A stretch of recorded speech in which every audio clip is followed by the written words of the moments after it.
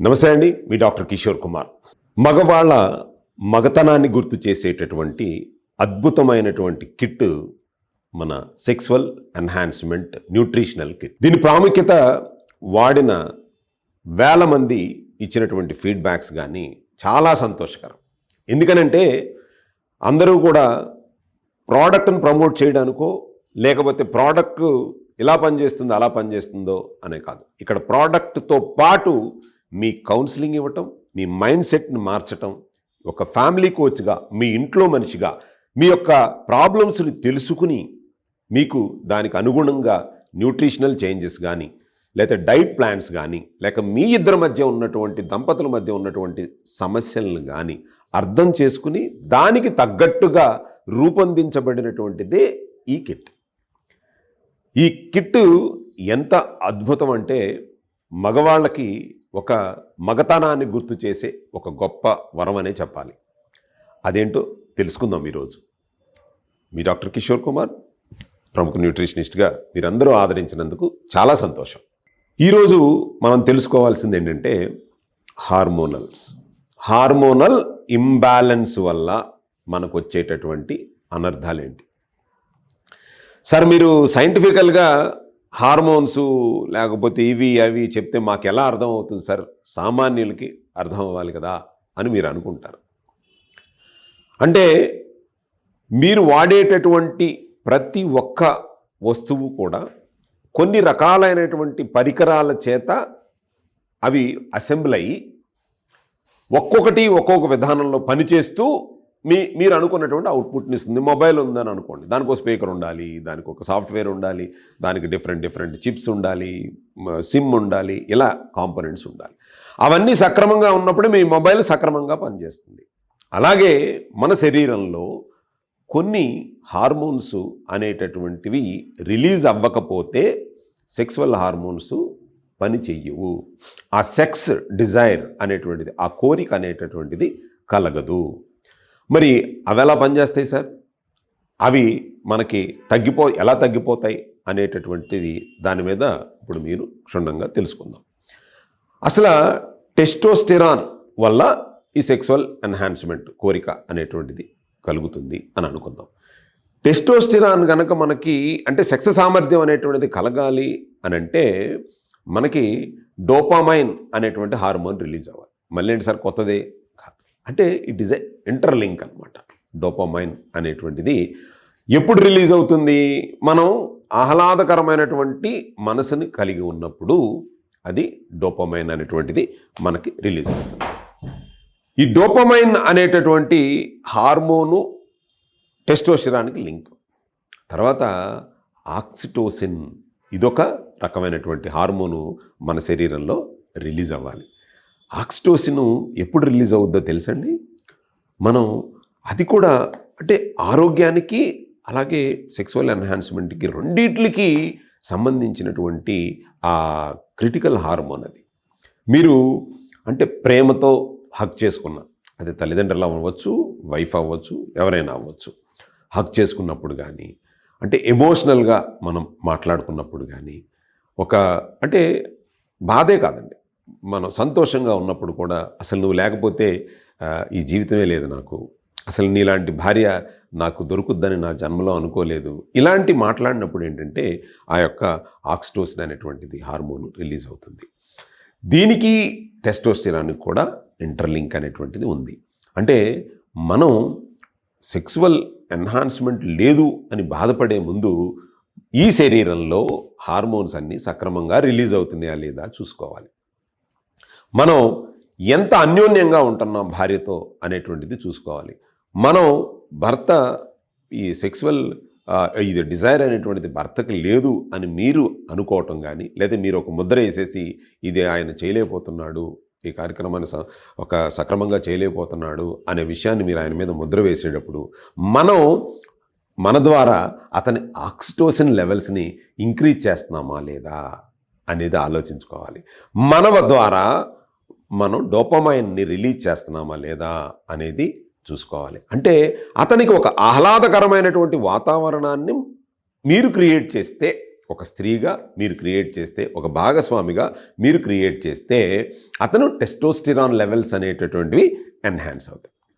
ఎప్పుడైతే testosterone level enhance అవుతాయో ఆ యొక్క సెక్స్ సామర్థ్యం అనేటటువంటిది ఆ మనిషిలో పెరుగుదలకు మొదలవుతుంది. అది ఒక ప్రక్రియ కాదు, ఒక అందమైనటువంటిది, భగవంతుడు సృష్టించినటువంటి ఒక అద్భుతమైనటువంటి మహత్ కార్యక్రమం.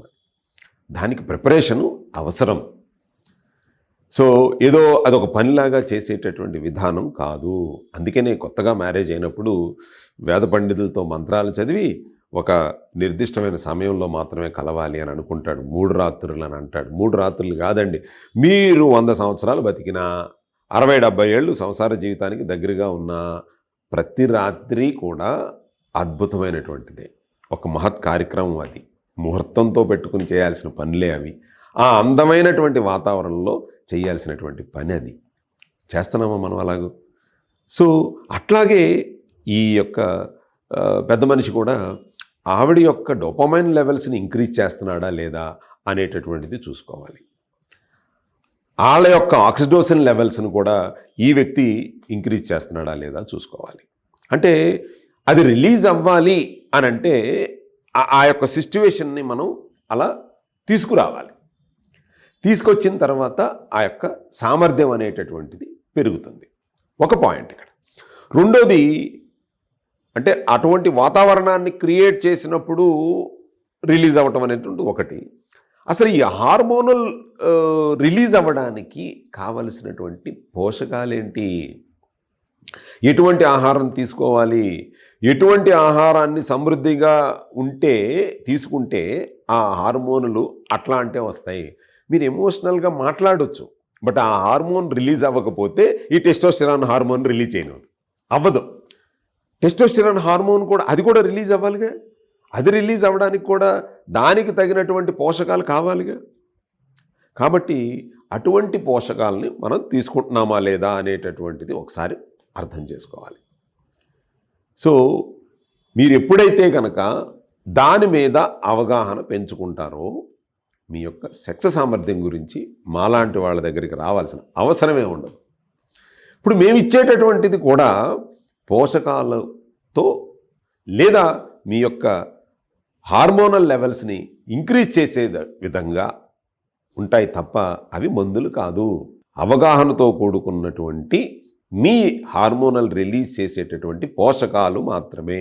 మా కిట్స్లో మిరాకిల్ ఉంది, మెడిసిన్ ఉంది, ఏమీ లేదు. మీరు తీసుకునే ఆహారంలో ఏవైతే లోపాల వల్ల మీ టెస్టోస్టెరాన్ రిలీజ్ అవ్వట్లేదో, ఏ ఆహార లోపాల వల్ల మీ యొక్క ఆక్సిటోసిన్ రిలీజ్ అవ్వట్లేదో వాటికి కావలసినటువంటి పోషకాలని మేము ఈ కిట్లో సమృద్ధిగా పెట్టి మీకు అందించడం జరుగుతుంది. అందుకే నేను ఈ యొక్క ఒక అద్భుతమైనటువంటి కిట్టు, ఇది మగవాళ్ళకి ఒక వరం అని చెప్పడానికి గల, అంత ధైర్యంగా చెప్పడానికి గల కారణం అది.